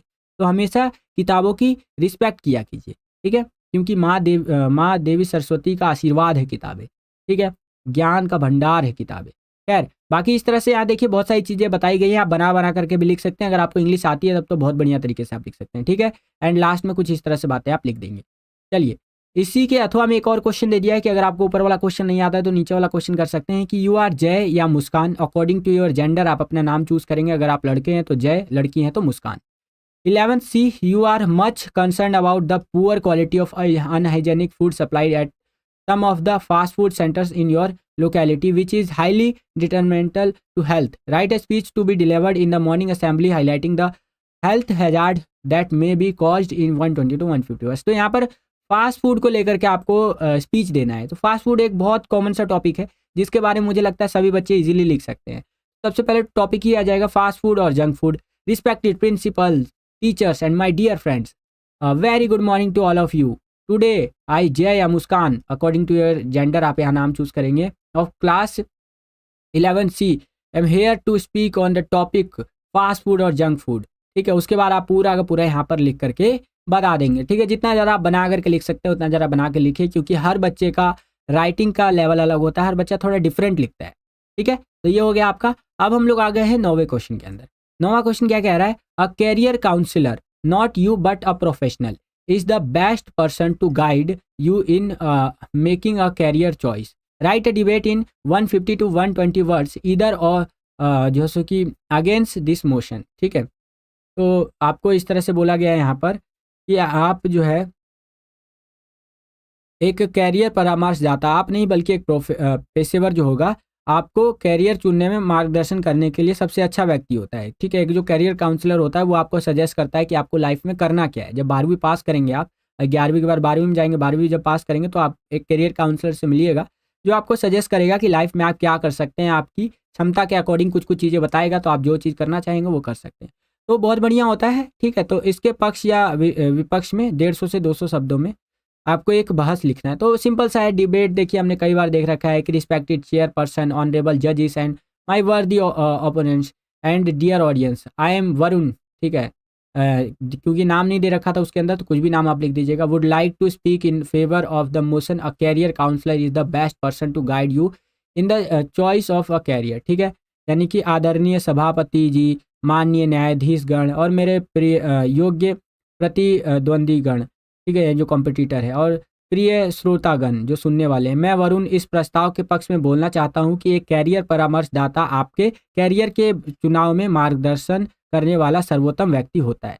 और इस तरह से करके आप अपने हिसाब से बना बना करके लिख सकते हैं बच्चों। इसी का चॉइस में एक और क्वेश्चन आपको दे दिया है कि अगर आपको ऊपर वाला जो क्वेश्चन है ये नहीं आता है तो नीचे वाला जो क्वेश्चन है इसको आप अटेंड कर सकते हैं। इसके चॉइस में देखिए क्या क्वेश्चन है कि यू आर कृष्णा या Reena of modern public school Jaipur in the modern world is it is often said that online smart classes are the future of education style. Write a debate either for or against the motion in the 120 to 150 words. यानी कि यहाँ पर बोल रहा है आप modern public school Jaipur के कृष्णा या रीना है, अकॉर्डिंग टू योर जेंडर आप अपना नाम चूज करेंगे, लड़के हैं तो कृष्णा, लड़की है तो रीना। आधुनिक दुनिया में यह अक्सर कहा जाता है कि ऑनलाइन स्मार्ट क्लासेस ही शिक्षा शैली का भविष्य है। जो ऑनलाइन स्मार्ट क्लासेस हो रहा है यही फ्यूचर है एजुकेशन का। ठीक है, जो शिक्षा शैली है, एजुकेशन स्टाइल है। इस प्रस्ताव के पक्ष या विपक्ष में 150 से 200 शब्दों में आपको डिबेट लिखना है। तो देखिए फिर से वही स्टार्टिंग की लाइनें सेम रहेंगी और देन आप बना बना करके जितना लिख सकते हैं, क्योंकि देखिए इसके अंदर तो आप बहुत सारी चीज़ें मेंशन कर सकते हैं, जैसे कि हमें यहाँ पर Unacademy, Khan Academy, Byju's teaching app देखने को मिलते हैं जहाँ पर ऑनलाइन टीचिंग ऑफर किया जाता है और ये प्लेटफॉर्म बहुत अच्छे से यहाँ पर ऑफर करते हैं ना, फिजिक्स वाला वगैरह ये सब भी प्लेटफॉर्म है। ठीक है, और यूट्यूब सबसे बड़ा प्लेटफॉर्म है जहाँ पर हम चीज़ों को देख सकते हैं, है कि नहीं आप, बल्कि ये जो वीडियो अभी आप देख रहे हैं ये यूट्यूब पर ही देख रहे हैं। तो इस तरह से आप बना बना करके लिख सकते हैं और लास्ट में आप कुछ चीज़ें और लिख दीजिएंगे, जैसे कि rather than living the life of जैसे कि consumer let's be contributors, let buy e books instead of collecting books, let's जैसे कि convert our phones and computers into virtual libraries and learn, thank you. ठीक है, तो इस तरह से करके आप बहुत सारी चीज़ें लिख सकते हैं। तो यहाँ पर हमारा जो ये वाला क्वेश्चन था ये समाप्त होता है बच्चों। हम लोग आ गए हैं सेक्शन सी के अंदर, जो कि हमारा लिटरेचर वाला सेक्शन रहने वाला है। ठीक है, और यहाँ पर 10वां क्वेश्चन देखिए बच्चों हमें क्या कह रहा है कि read the following extracts carefully and answer the questions that follow. ठीक है, तो यहाँ पर हमें एक्सट्रैक्ट दे दिया है, इसको हमें पढ़ना है और इसके बेसिस पर जो हमसे क्वेश्चंस पूछे जाएंगे उनका आंसर हमें लिखना है। तो यहाँ पर देखिए एक्सट्रैक्ट कुछ इस तरह से है कि till the goldfinch comes with a जैसे कि ट्विंचिंग चिरप, सडननेसिस, जैसे कि startlement at a branch end, then sleek as a lizard and alert and absorb she enters the thickness and a mechanic start up chitterings and a tremor of wings and trillings. इस तरह से करके आपका दे रखा है, यानी कि जब गोल्ड फिंच जैसो कि चिंघाड़ती हुई चहचहाते के साथ नहीं आ जाती एक शाखा के अंत में, पर एक आकस्मिक, एक आश्चर्य और फिर छिपकली की तरह चिपकती सतह और अचानक वह मोटाई में प्रवेश करती है और एक मशीन शुरू हो जाती है, चिटरिंग्स और पंखों का कंपन और टर टर। तो इस तरह से मतलब कुछ कुछ ना बातें बताई गई हैं। अब देखिए जाहिर सी बात है जिन बच्चों ने अभी बुक्स नहीं पढ़ा है उनके लिए थोड़ा सा टफ होगा, बट जितना ज़्यादा इजी करके मैं आपको बता पाऊंगा उतना ज़्यादा इजी करके बताऊंगा। तो ये लाइनें दी गई हैं। अब जो है सो कि इसके बेसिस पर देखिए क्या क्या क्वेश्चन हमसे पूछे जाएंगे। पहला क्वेश्चन है कि who does she refers to, यानी कि वह किसे संदर्भित करता है। तो वह जो है बच्चों आपका गोल्ड फिंच जो है, द गोल्ड फिंच, इसको संदर्भित करता है, उसको रेफर करता है। ठीक है, क्योंकि हमें स्टार्टिंग की लाइन में ही दिख गया टिल द गोल्ड फिंच, यानी कि इसी को ही यहाँ पर रेफर किया जा रहा होगा। ठीक है बच्चों, नेक्स्ट यहाँ पर सेकंड क्वेश्चन देखिए क्या है कि which poetic device has in sleek as a lizard, यानी कि छिपकली की तरह चिपकना या चिकना, में कौन सी काव्यात्मक युक्ति यानी पोएटिक डिवाइस है? तो इसके अंदर आपका सिमिली यानी कि उपमा यूज किया गया है। ठीक है बच्चों। और क्वेश्चन देखिए बच्चों, यहाँ पर क्या पूछ रहा है हमसे कि the goldfinch has been compare to a lizard because, यानी कि जो गोल्ड फिंच है उसकी तुलना छिपकली से की गई, लिजार्ड से की गई है, क्योंकि it's movement is quick and alert, यानी कि इसकी गति बहुत तीव्र है और सतर्कती वाली होती है। मतलब एक होता है ना अलर्ट वाला, सतर्क रहने वाला, वैसा होता है, इसीलिए इसकी जो तुलना की गई है वो लिजार्ड यानी छिपकली से की गई है। ओके बच्चों, आशा करता हूँ आपको समझ में आया होगा। इसी क्वेश्चन में आपको एक चॉइस दे दिया है, एक अथवा दे दिया है कि अगर आपको ऊपर वाला क्वेश्चन नहीं आता है तो नीचे वाला जो क्वेश्चन है इसको आप अटेंड कर सकते हैं। इसके चॉइस में, इसके अथवा में देखिए कुछ इस तरह से ये एक्सट्रैक्ट आपका दिया गया है, जिसके अंदर क्या क्या बताया गया है। देखिए, अपवर्ड टू हेवन वेरेंस जैसो कि vaguely formed all together changed and yet the same I जैसो कि descend to lave the droughts जैसो कि atoms dust layers of the globe and all that in them without me were seeds only latent unborn. यहाँ पर क्या क्या बातें बताई गई कि ऊपर स्वर्ग की ओर जहाँ से अस्पष्ट रूप से निर्मित पूरी तरह बदल गया और फिर भी वहीं मैं सूखे को दूर करने के लिए उतरा हूँ। ठीक है, तो यहाँ पर एकदम स्वर्ग की बात कर रहा है, हेवन की बात कर रहा है, जहाँ पर एकदम मस्त इस तरह से बादल उदल है ना, इस तरह बहुत सारी चीज़ें है ना, बदल गया वहाँ, मैं सूखे को दूर करने के लिए उतरा हूँ। ठीक है, परमाणु पृथ्वी की धूल की परतें और उनमें मौजूद सभी चीज़ें मेरे बिना केवल बीज ही थे, अभिव्यक्ति और अजन्मा। ठीक है, जो मैं जब तक नहीं उतरा था, जब तक क्या था, सब कुछ एक बीज की तरह थे, जैसे ही मैं उतरा वैसे ही यहाँ पर ये काफ़ी सारी चीज़ें हमें देखने को मिली। ठीक है, तो इस तरह से ये यहाँ पर लाइनें दी गई हैं आपका एक्सट्रैक्ट का।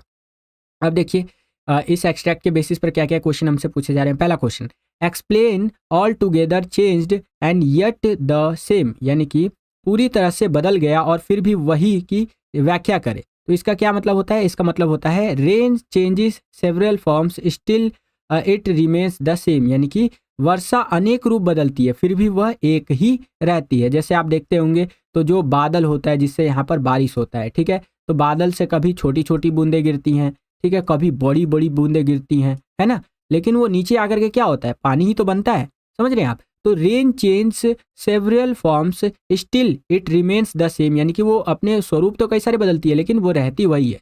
नेक्स्ट यहाँ पर क्वेश्चन देखिए, सेकंड में क्या पूछ रहा है कि explain the phrase used for the clouds vaguely formed. यहाँ पर कह रहा है कि बादलों के लिए प्रयुक्त वाक्यांश अस्पष्ट रूप से निर्मित, इसकी व्याख्या कीजिए। तो इसका कोई डिफाइंड शेप नहीं होता है, कोई निश्चित आकार नहीं होता है बादलों का। आपको पता है कभी बादल ऐसे बन जाता है, कभी बादल ऐसे बन जाता है, कभी ऐसे बन जाता है, कैसे भी बादल बन सकता है, इसका कोई डिफाइंड शेप नहीं होता है बच्चों। चलिए अगला थर्ड क्वेश्चन की explain the phrase I descend to lave the droughts, यानी कि सूखे को दूर करने के लिए उतरता हूँ, वाक्यांश की व्याख्या कीजिए। इसकी क्या व्याख्या होगी? तो इसकी व्याख्या होगी बच्चों यहाँ पर कि rain falls on the earth and satisfy everyone's thirst, यानी कि वर्षा धरती पर गिरती है और सबकी प्यास बुझाती है। आप देखते होंगे कि जब इस तरह से यहाँ पर हमें बारिश देखने को मिलती है तो धरती पर क्या होता है, सभी के जो गर्मी में प्यास होता है वो धरती पर वो हमें बुझती हुई देखने को मिलती है, यानी कि अर्थ एकदम जो है ठंडा हो जाता है।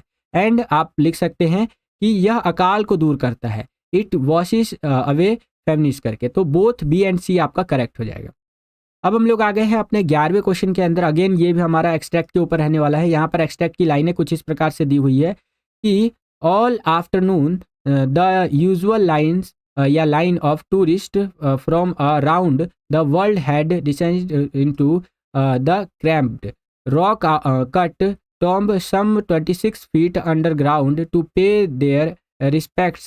They gazed at the murals on the wall of the burial Josuke chamber and read at Toots' glided face, the most striking feature of his mummy-shaped outer coffin lid. तो इस तरह से यहाँ पर बोला गया है कि भर से आए पर्यटकों की कतार लग रही है और करीब 26 फीट नीचे ज़मीन के अंदर बने तंग चट्टानों से बने मकबरे में श्रद्धांजलि देने के लिए वो उतर रहे हैं। तो बहुत ज़्यादा यहाँ पर जो टूरिस्ट है वो आ रहे हैं और 26 फीट अंडरग्राउंड में जो यहाँ पर वो मकबरा बना हुआ है उसके अंदर वो उतर रहे हैं ताकि वो श्रद्धांजलि दे सके। ठीक है, वे दफन कक्ष की ओर मतलब दीवारों पर बनी जो भित्ति चित्र है उनको देख रहे हैं और टूट के सुनहरे चेहरे को देख रहे हैं। जो जहाँ पर मतलब कॉफिन रखा गया है या जहाँ पर मम्मी टाइप का कुछ रखा हुआ है तो वहाँ पर दीवारों वगैरह को टूरिस्ट जो है अच्छे से एनालाइज कर रहे हैं, ठीक है। और जो मम्मी के आकार के बाहर ताबूत के ढक्कन की सबसे खास विशेषताएं थी, ठीक है। तो जो जो विशेषताएं हैं उनको यहाँ पर ये देख रहे हैं। तो आशा करता हूँ ये आपको एक्सट्रैक्ट समझ में आया होगा। अब देखिए इसके बेसिस पर क्या क्या क्वेश्चन हमसे पूछे जा रहे हैं कि to whom what the tourist had the tourist come to respect to, यानी कि पर्यटक किस बात का सम्मान करने आए थे। तो पर्यटक जो थे मम्मी ऑफ टूट, यानी कि टूट की मम्मी, इसका सम्मान करने के लिए आए थे बच्चों, ठीक है। और आप आए हैं वीडियो देखने के लिए, तो वीडियो देखिए, अपने एग्जाम की तैयारी को बेहतर बनाइए। और सैम्पल क्वेश्चन पेपर लेना चाहते हैं तो आपको जो व्हाट्सअप नंबर मैंने बताया उसको मतलब उस पर कॉन्टैक्ट करके आप ले सकते हैं, ठीक है। और वीडियो लाइक नहीं किया तो वीडियो लाइक कर दीजिएगा, आपका एक लाइक हमें बहुत ज़्यादा मोटिवेट करता है बच्चों, ठीक है। चलिए, ये कितना अच्छा अच्छा चित्र बना लेता हूँ मैं। एक वीडियो में मैंने एक डॉग बना के बताया था, बहुत सारे बच्चे कमेंट कर रहे थे कि क्या डॉग है sir, what a beautiful dog. और सच बताऊँ तो एकदम खराब डॉग था, एकदम बेकार सा लग रहा था मेरे को क्योंकि मेरी ड्राइंग बहुत खराब है खैर, जोक से पार्ट। सेकंड क्वेश्चन देखिए, व्हाट डज द वर्ड जो कि म्यूरल्स डिपाइट्स इन द पैसेज, यानी कि मैं भित्ति चित्र शब्द का क्या जो कि दर्शाता है। तो ये दर्शाता है art work on the walls of the Tom, यानी कि मकबरे की दीवारों पर जो कलाकृति है, आर्ट वर्क है, उसको दर्शाता है बच्चों। क्लियर है। चलिए थर्ड क्वेश्चन देखिए क्या है, where was Tut's glided face, यानी कि टूट का सुनहरा चेहरा कहाँ था। तो वो था बच्चों कॉफिन लिड के अंदर, यानी कि ताबूत के ढक्कन पे, ठीक है बच्चों। इसी क्वेश्चन में आपको एक चॉइस दे दिया है, एक अथवा दे दिया है कि अगर आपको ऊपर वाला क्वेश्चन नहीं आता है तो नीचे वाला जो क्वेश्चन है इसको आप अटेंड कर सकते हैं। इसके अथवा इसके चॉइस में देखिए हमारा क्या एक्सट्रैक्ट है कि when my parents were comfortably settled in the city they send for us, that was a turning point in our friendship. Although we जो कि shared the same room, my grandmother no longer come to school with me, I used to go to an English school in a जो कि motor bus.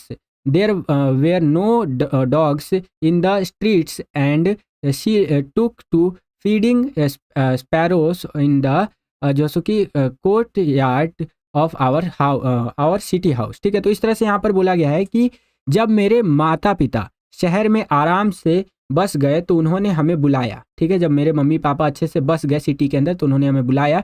यह हमारी दोस्ती में एक महत्वपूर्ण मोड़ था। हालांकि हम एक ही कमरे में रहते थे, लेकिन मेरी दादी अब मेरे साथ स्कूल नहीं आती थी। मैं मोटर बस में एक अंग्रेजी स्कूल में जाता था। सड़कों पर कुत्ते नहीं थे और वह हमारे शहर के घर के आंगन में गोरैये को खाना खिलाती थी। तो इस तरह से ये आपका यहाँ पर एक्सट्रैक्ट दिया गया है बच्चों, ठीक है। चलिए अब यहाँ पर पहला क्वेश्चन देखिए बच्चों क्या है कि how did the grand mother feel when the author was going abroad, यानी कि लेखक जो है वो विदेश जा रहा था, तब जो है वो दादी जी वो कैसा महसूस कर रही थी। तो उनकी जो दादी जी थी वो बहुत ज़्यादा यहाँ पर क्या महसूस कर रही थी कि नॉन सेंटिमेंटल, यानी कि वो भावुक नहीं थी, ऐसा महसूस कर रही थी, ठीक है। Next question, how did the grand mother spend her time in the city, यानी कि दादी ने शहर में अपना समय कैसे बिताया। तो उन्होंने बिताया समय अपना spinning the wheel and feeding sparrows, यानी कि चरखा घुमा करके और गोरैये को खाना खिला करके दादी ने अपना जो शहर में टाइम था वो बिताया था, या अपना टाइम शहर में बिताया था। थर्ड क्वेश्चन देखिए यहाँ पर क्या है कि the turning point of the friendship between grand mother and author was when, यानी कि दादी और लेखक के बीच दोस्ती का निर्णायक मोड़ तब आया जब his parents called them both off to the city, यानी कि उसके माता पिता ने उन दोनों को शहर बुला लिया कि माता जी और मेरे बच्चे शहर आ जाओ। तो वो जब शहर बुलाया गया तब उनके फ्रेंडशिप में किसके, जो पोएट था और आपका ग्रैंड मदर थी, यानी ऑथर कह लीजिए और जो ग्रैंड मदर है, दोनों के फ्रेंडशिप के अंदर टर्निंग पॉइंट आया, ठीक है। तो ए वाला ऑप्शन करेक्ट हो जाएगा। अब हम लोग आ गए हैं 12वें क्वेश्चन के अंदर। यहाँ पर देखिए क्या कह रहा है कि read the following extract carefully and answer the question that follow. तो यहाँ पर भी एक्सट्रैक्ट दे दिया है, ये आप देख सकते हैं इस तरह से आपका ये एक्सट्रैक्ट कि my cousin Murad was considered the natural जो सो कि descendant of this man, although Murad's father was Jorab who was practical and nothing else, यानी कि मेरे चचेरे भाई मुराद को इस आदमी का स्वाभाविक वंशज माना जाता था। हालांकि मुराद के पिता जोराब थे जो व्यवहारिक जो कि थे और कुछ नहीं, ठीक है। That's how it was in our tribe, a man could be the father of his son flesh, but that did not mean that he was also the father of his spirit, यानी कि हमारे कबीले में ऐसा ही था, एक आदमी अपने बेटे के शरीर का पिता हो सकता है लेकिन इसका मतलब ये नहीं कि वह उसकी आत्मा का भी पिता है, ठीक है। द जो कि distribution of the various kinds of spirit of our tribes had been from the beginning capricious and vagrant, यानी कि हमारे कबीले की विभिन्न प्रकार की आत्माओं का वितरण शुरू से ही मनमोजा या मनमोजी और आवारा रहा है, ठीक है। तो इस तरह से करके ये आपका एक्सट्रैक्ट दिया गया है। अब यहाँ पर देखते हैं एक एक करके क्वेश्चंस को। पहला क्वेश्चन है हु वाज मुराद्स कजन, यानी कि मुराद का चचेरा भाई कौन था? तो मुराद का चचेरा भाई था बच्चों आराम। ए वाला ऑप्शन आपका करेक्ट हो जाएगा। बी में मतलब ए वाला यहाँ पर ऑप्शन करेक्ट हो गया। अब बी यानी कि सेकंड क्वेश्चन की बात कर रहा हूँ मैं कि what was the name of the tribe to which Mourad से बिलोंग्ड, यानी कि मुराद किस जनजाति से बिलोंग करता था। ट्राइब का मतलब होता है जनजाति। तो मुराद जो था बच्चों वो आपका गारो प्लानियम, ये होता है गारो प्लानियम एक जनजाति है जिससे मुराद बिलोंग करता था। ए वाला ऑप्शन करेक्ट हो जाएगा। Next question who was the son of Zorab, यानी कि जोराब का पुत्र कौन था? तो जोराब का पुत्र जो था वो मुराद था बच्चों, ठीक है। तो सी ऑप्शन करेक्ट हो जाएगा। फोर्थ क्वेश्चन देखिए यहाँ पर क्या पूछ रहा है हमसे कि why did John Byro not accuse Mourad of stealing the horse thought he जैसे कि रिकॉग्नाइज हिज हॉर्स, यानी कि जॉन बायरो ने मुराद पर घोड़े चुराने का आरोप क्यों नहीं लगाया, यद्यपि वो अपने घोड़े को पहचानता था, ठीक है। तो वो इसलिए नहीं लगाया क्योंकि मुराद की मतलब वो जानता था कि उनके पेरेंट्स वगैरह बहुत अच्छे हैं और उसकी फैमिली बहुत ज़्यादा ऑनेस्ट है ना। वो ऐसे ट्राइब से आता है, ऐसे जनजाति से आता है कि बहुत ज़्यादा ईमानदार है, वो हो ही नहीं सकते ऐसे, समझ रहे हैं। तो ये चीज़ है, इसीलिए वो अपने घोड़े को पहचानते हुए भी जॉन बायरो ने उसके ऊपर यहाँ पर चोरी का एग्जाम नहीं लगाया। इसी क्वेश्चन में आपको एक चॉइस दे दिया है कि अगर आपको ऊपर वाला क्वेश्चन नहीं आता है तो नीचे वाला जो क्वेश्चन है इसको आप अटेंड कर सकते हैं।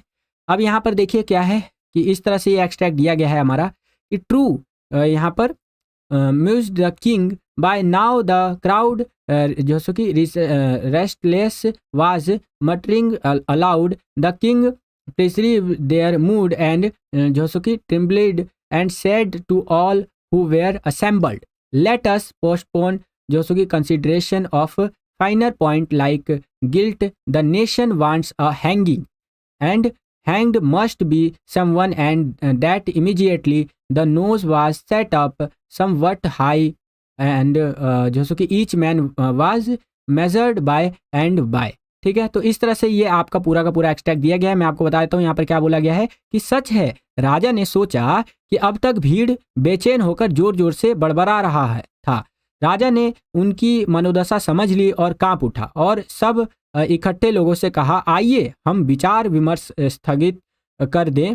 अपराध बोध जो सो कि जैसी सूक्ष्म बातों का राष्ट्र फांसी चाहिए, फांसी होना चाहिए कोई, और वह भी तुरंत। फंदा कुछ ऊंचा पर लगाया गया था, प्रत्येक व्यक्ति को अलग अलग नाप लिया गया था, ठीक है, लिया गया। तो इस तरह से करके ये आपका एक्सट्रैक्ट दिया गया है। अब इसके बेसिस पर देखिए हमसे पहला क्वेश्चन यहाँ पर क्या पूछ रहा है कि after all the ideas and discussions the crowd was getting, यानी कि यहाँ पर कह रहा है कि सभी विचारों और चर्चाओं के बाद भीड़ दैश हो रही थी। तो भीड़ जो थी बच्चों आपका वो जो कि रेस्टलेस हो रही थी, यानी कि बेचैन हो रही थी एक तरह से कि ये क्या चीज़ है, एकदम बेचैन होना होता है ना, रेस्टलेस होना, ठीक है बच्चों। Next, after reading the tale of the melon city what do you think of the king that was one, यानी कि मेलोनी सिटी की कहानी पढ़ने के बाद आप राजा के बारे में क्या सोचते हैं? वह एक था, वो क्या था? तो वो फूलिश किंग था, वो एक मूर्ख राजा था। क्या था बच्चों? एक फूलिश किंग यानी कि मूर्ख राजा। नेक्स्ट क्वेश्चन देखिए यहाँ पर क्या है, what is your impression about the crowd in the state they, यानी कि भीड़ के बारे में आपकी क्या राय है, ठीक है। तो भीड़ के बारे में राय है भैया कि they were supporters of the their king, यानी कि वे अपने राजा के समर्थक थे बच्चों, ठीक है। चलिए चौथा क्वेश्चन यहाँ पर देखिए क्या है बच्चों कि what kind of king was the one who ruled the kingdom, what did he announce, यानी कि यहाँ पर कह रहा है कि वह राजा कैसा था जो राज्य पर शासन करता था, उसने क्या घोषणा की थी। तो आंसर होगा कि the king of the state was of just and peaceful nature for the welfare of the workers. He announce that an arch should be constructed that spans the major thoroughfare, यानी कि राजा का राज्य न्यायप्रिय और शांति प्रिय था। उसने मजदूरों के कल्याण के लिए घोषणा की कि मुख्य मार्ग पर एक मेहराब का निर्माण किया जाना चाहिए मजदूरों के कल्याण के लिए। ठीक है, तो इस तरह से आप आंसर लिख सकते हैं बच्चों। अब हम लोग आ गए हैं 13वें क्वेश्चन के अंदर। यहाँ पर बोला जा रहा है कि आपको कोई 2 क्वेश्चन का आंसर लिखना है और इनका आंसर आपको 30 to 40 वर्ड्स के अंदर लिखना है। तो चलिए देख लेते हैं। 13वें का जो ए है इसमें क्या बोल रहा है कि explain both worry with the जैसे कि levered is of lose in reference to the poem a photograph. तो यहाँ पर बोल रहा है कि कविता अ फोटोग्राफ के संदर्भ में दोनों नुकसान की श्रम साध्य सहजता से व्यथित की है, व्याख्या करें। तो आपको पूरा एक्सप्लेन करना है। तो ऐसे लिखेंगे आप कि for the poet lose means death of his mother, यानी कि कवि के लिए नुकसान का मतलब है कि उसकी माँ की मृत्यु है। कवि के लिए जो नुकसान हुआ इसका मतलब ये कि उसकी माँ की मृत्यु हो गई।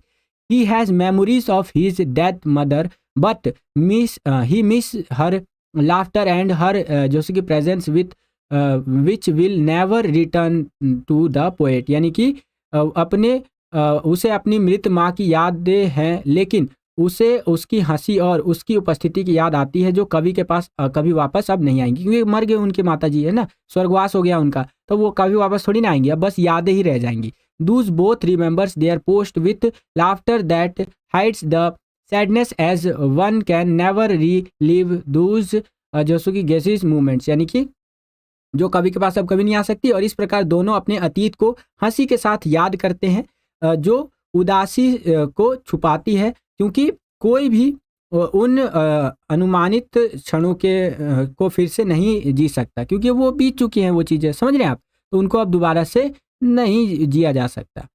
चलिए अब अगला क्वेश्चन देखिए। यहाँ पर इसके बी में क्या क्वेश्चन हमसे पूछ रहा है कि do you think it was the sheer luck और the skills of the captain which saved the voyagers, explain. यहाँ पर बोल रहा है कि यह केवल भाग्य था या कप्तान का कौशल या जो कैप्टन था उसका स्किल था जिससे यात्रियों को बचाया उसने, ये आपको स्पष्ट करना है। ठीक है, तो ऐसे लिखेंगे आप कि the captain skilled had indeed saved the passengers, he was just lucky to have an understanding supportive and brave family who supported him through his tough times. The storm जैसे कि severely affected the Wavewalkers and जैसे कि resulting in it capsizing with her masts nearly horizontal. तो यहाँ पर कहा जा रहा है कि कैप्टन के कौशल यानी कैप्टन का जो स्किल था, वाकई में यात्रियों को उसने वो बचा लिया अपने स्किल के बेसिस पर।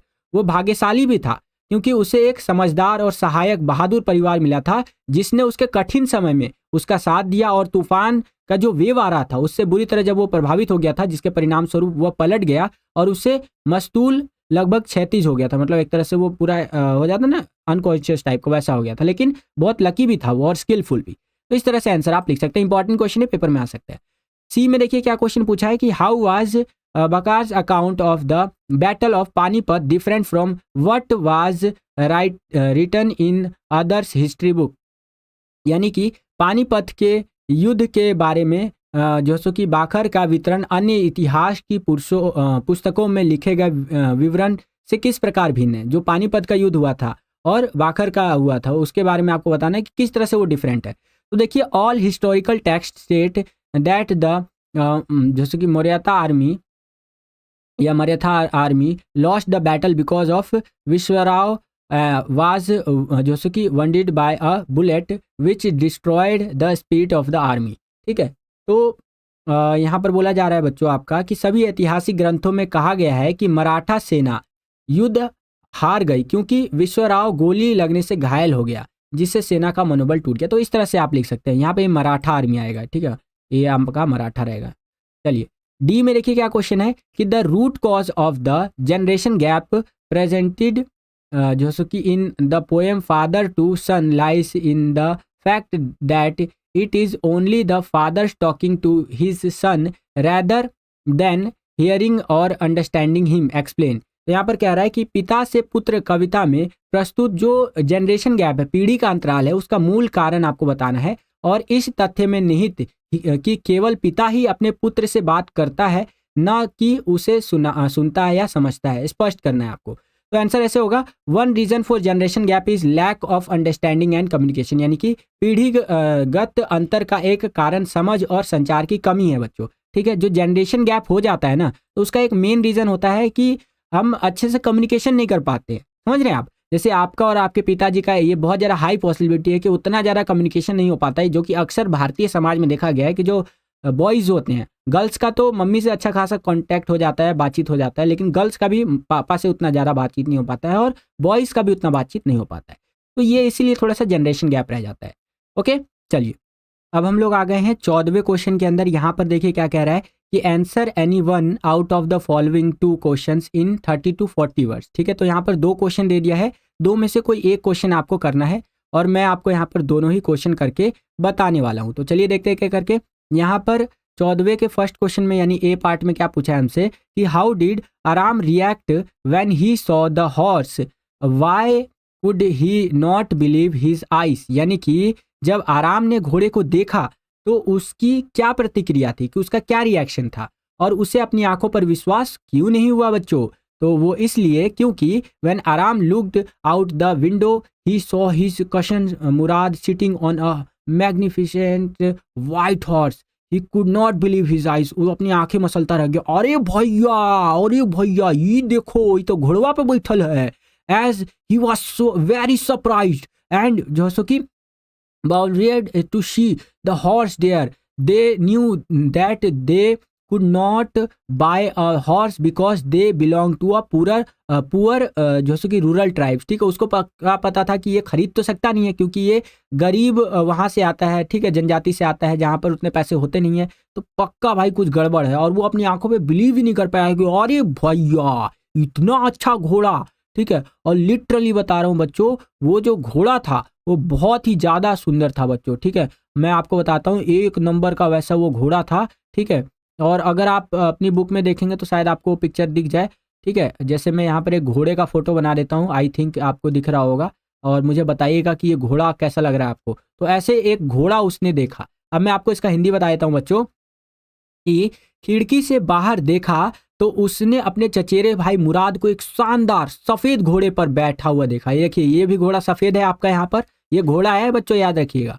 अब बैठे हुए देखा, उसे अपनी आंखों पर यकीन नहीं हुआ क्योंकि वह घोड़े को वहां देखकर बहुत हैरान रह गया। ठीक है, वे जानता था कि घोड़ा नहीं खरीद सकता है वो बंदा क्योंकि वे गरीब ग्रामीण जनजाति से था। ठीक है बच्चों, तो इस तरह से आप यहाँ पर आंसर लिखेंगे। इसी क्वेश्चन के अंदर आपको एक अथवा एक चॉइस देखने को मिल जाएगा, यानी कि अगर आपको ऊपर वाला क्वेश्चन नहीं आता है तो नीचे वाला जो क्वेश्चन है इसको आप अटेंड कर सकते हैं। इसके अथवा में इसके चॉइस में देखिए क्या क्वेश्चन हमसे पूछा गया है कि in the tale of melon city the king is just and placid, why does he then lose his जैसे कि टेम्पर। यहाँ पर बोला जा रहा है कि टेल ऑफ मेलन सिटी के अंदर ये जो कहानी है उसमें राजा की न्याय प्रिय और शांत स्वभाव का है ये कहानी। ठीक है, फिर वह अपना आपा क्यों खो देता है। तो ये कहानी इतना शांत स्वभाव वाला है कि राजा एकदम शांत स्वभाव का है ये वो, फिर भी वो अपना आपा खो देता है, अपना टेम्पर खो देता है। जैसे मम्मी उम्मी सब गुस्सा उस्सा हो जाती है तो अपना आपा नहीं खो देती, ये तेरे को तो आज मैं बताऊंगी, तू रुक जा, आज मैं पोछा लगा रही थी यहाँ पर, तू आ गई ना इधर, पोछा उछा पे आ गया ना तू, मैं यहाँ पे अभी अभी पोछा लगाई हूँ और तू यहाँ आ गया। तो कभी कभी मम्मी गुस्सा आ जाता है ना तो वो अपना आपा खो देती हैं। लेकिन हमारी प्यारी मम्मी तो मम्मी है यार, मजा आता है, मम्मी से बात करने में बड़ा मजा आता है। खैर, तो इसी तरह से ये राजा वाला जो कहानी था the tale of melon city, इसमें राजा तो बहुत ज़्यादा शांत स्वभाव का था लेकिन इसने अपना आपा क्यों खो दिया। तो आंसर आप लिखेंगे, he was ready to hang anyone who could be blamed for the accident, he was जैसे कि एक्रोनेटिक एंड इजीली इन्फ्लुएंस, हिज जैसे कि एंग्रेटेड sense of justice also lead to his own death. He is said to be cool but loses his temper over a minor incident। तो यहाँ पर बताया गया है कि वह किसी भी ऐसे व्यक्ति को फांसी पर चढ़ाने के लिए तैयार था जिसे दुर्घटना के लिए दोषी ठहराया जा सकता था। वह सनकी था और आसानी से प्रभावित हो जाता था, न्याय के प्रति अतिशयोक्तिपूर्ण भावना भी उसकी खुद की मौत का कारण बनी। उसे शांत कहा जाता था, लेकिन एक छोटी सी घटना पर वह अपना आपा खो देता था या खो देता है। ठीक है, तो इस तरह से आप आंसर लिखेंगे बच्चों। ठीक है, आशा करता हूं आपको समझ में आ गया होगा। अब हम लोग आ गए हैं क्वेश्चन नंबर 15 के अंदर। यहाँ पर देखिए क्या बोला जा रहा है कि answer any one out of the following questions in 120 to 150 words. ठीक है, यानी कि दो में से कोई एक क्वेश्चन आपको करना है और 120 से 150 शब्दों में करना है आपको। तो यहाँ पर देखिए 15वें के फर्स्ट पार्ट में हमसे क्या क्वेश्चन पूछा गया है कि describe the difficulties and disillusionment faced by Nick जोसुकी मिडलटन करके, है ना, during his journey to Mount Kailash in the Silk Road. तो यहाँ पर ये हमसे बोला जा रहा है कि द सिल्क रोड में निक मिडलटन द्वारा कैलाश पर्वत की यात्रा के दौरान सामना की गई कठिनाइयों और निराशा का आपको वर्णन करना है। तो आंसर आप ऐसे लिखेंगे, during his journey to Mount Kailash Nick Middleton जोसुकी encountered numerous obstacles, weather that is very cold, roads that are bad, and a lack of facilities for जो सो कि लोडिंग फूड एंड ट्रांसपोर्टेशन। ठीक है, यानी कि कैलाश पर्वत की अपनी यात्रा के दौरान निक मिडलटन को कई बाधाओं का सामना करना पड़ा। बहुत ठंडा मौसम था, खराब सड़कें थी, रहने के लिए वहाँ पर कोई सही साधन नहीं था, खाने और परिवहन की सुविधा में बहुत ज़्यादा कमी थी। एट डॉर्शन जो सो कि ही cold and altitude caused him several illness. He struggled to breathe. He was unable to sleep last night due to a stuffy nose. He had to be dropped off by Teston, who was driving him in Dorchen, and he was left by himself. He realized he was running late. He had to stand by.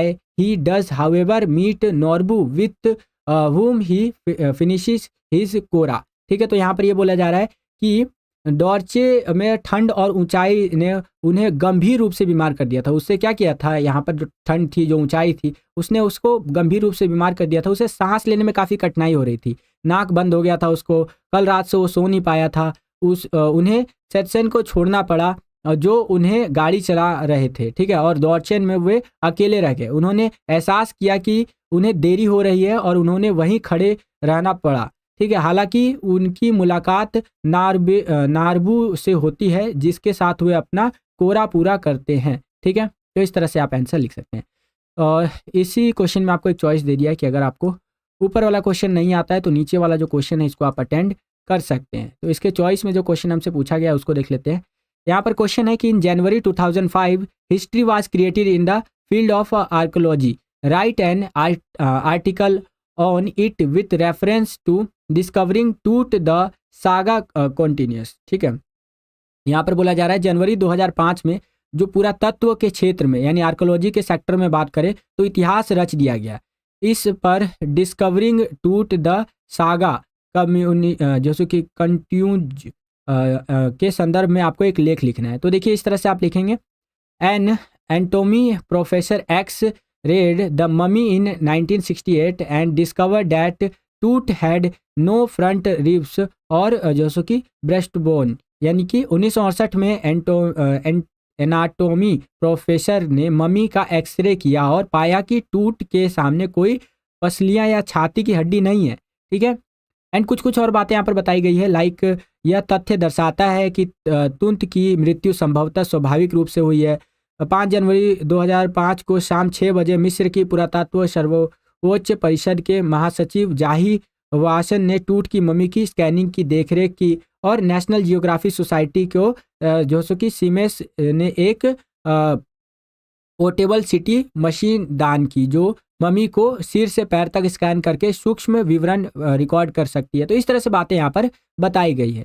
ठीक है बच्चों, आशा करता हूँ आपको समझ में आया होगा। अब हम लोग आ गए हैं 16वें क्वेश्चन के अंदर। यहाँ पर देखिए क्या कहा जा रहा है कि answer any one out of the following questions in 120 to 150 word. यानी कि आपको यहाँ पर दो क्वेश्चन दिए गए हैं, दो में से कोई एक क्वेश्चन करना है 120 से 150 शब्दों में। ठीक है, तो यहाँ पर क्वेश्चन देखिए क्या है 16वें के फर्स्ट पार्ट में कि what was the narrator's experience when she went to visit Mrs Dorling's house the second time, justify its outcome with reference to the address.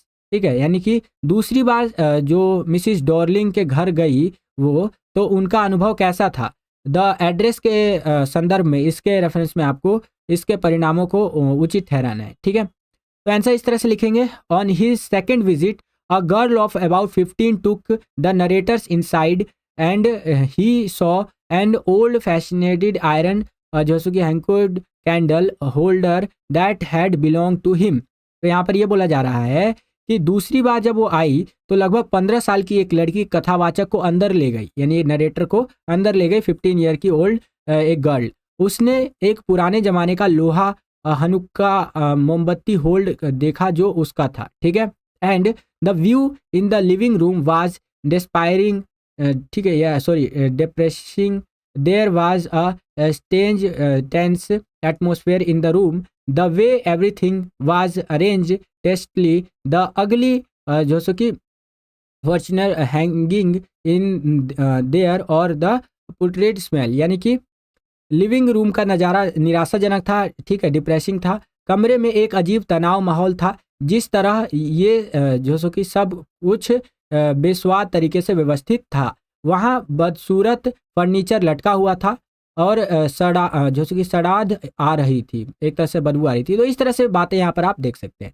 इसी में आपको एक चॉइस दे दिया है, एक अथवा दे दिया है कि अगर आपको ऊपर वाला क्वेश्चन नहीं आता है तो नीचे वाला जो क्वेश्चन है इसको आप अटेंड कर सकते हैं। इसके अथवा इसके चॉइस में देखिए क्या क्वेश्चन हमसे पूछा गया है कि does the lesson the tale of melon city mock the process of fair trial and proper judgment. ठीक है, जो सो कि इलेक्ट इस तरह से है ना, यानी कि क्या पाठ जो मेलन सिटी है इसकी कहानी निष्पक्ष सुनवाई और उचित निर्णय की प्रतिक्रिया का मजाक उड़ाता है, स्पष्ट कीजिए। तो आंसर आप इस प्रकार से लिखेंगे कि द पोएम इज जो सो कि scathing indictment of the age old practice of dispensing justice through the mouth of kings. यानी कि यह कविता राजाओं के मुंह से न्याय करने की सदियों पुरानी प्रथा पर तीखा प्रहार करता है कि राजा लोग कैसे यहाँ पर न्याय करते थे।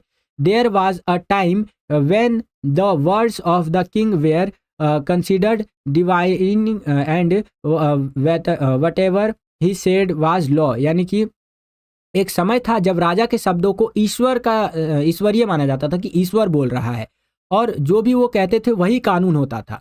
ठीक है, क्लेनिंग जो सो कि to a just and decent king that he would protect the innocent and fill the void. However, the processes of trial and the occasional verdicts make a monarchy of the whole process of misguided and perceived image। यानी कि एक न्यायप्रिय और सभ्य राजा से चिपके रहना कि वह दोषियों को या निर्दोषों की रक्षा करके करेगा और खालीपन को भरेगा। हालांकि मुकदमे की प्रतिक्रिया जो थी या प्रक्रिया थी उसको कभी कभार आने वाले फैसले गुमराह करने वाली कथित छवि की पूरी प्रक्रिया का मजाक उड़ाते हैं। ठीक है, this is evident from the statement of the accused who try to save their lives by making others responsible for the crime. The king's whims and inability to see through the veil of arguments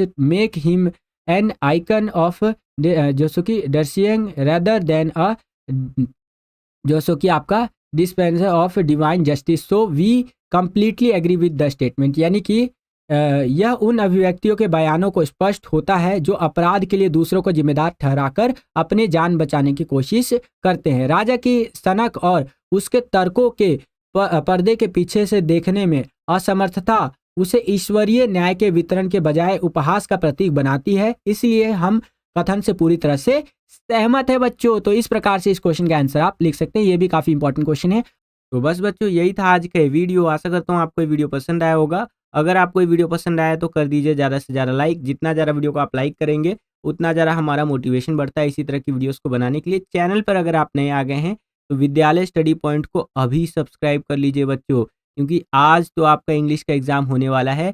English के बाद आपका जो next exam होगा वो हिंदी का होगा। फिर आपका यहाँ पर जियोग्राफी है, पॉलिटिकल साइंस है, फिजिकल एजुकेशन है, हिस्ट्री है, इकोनॉमिक्स है, सोशलॉजी है। तो सभी के लिए यहाँ पर हम important question, sample paper, map, cartoon, सारी तरह की वीडियोस लाने वाले हैं।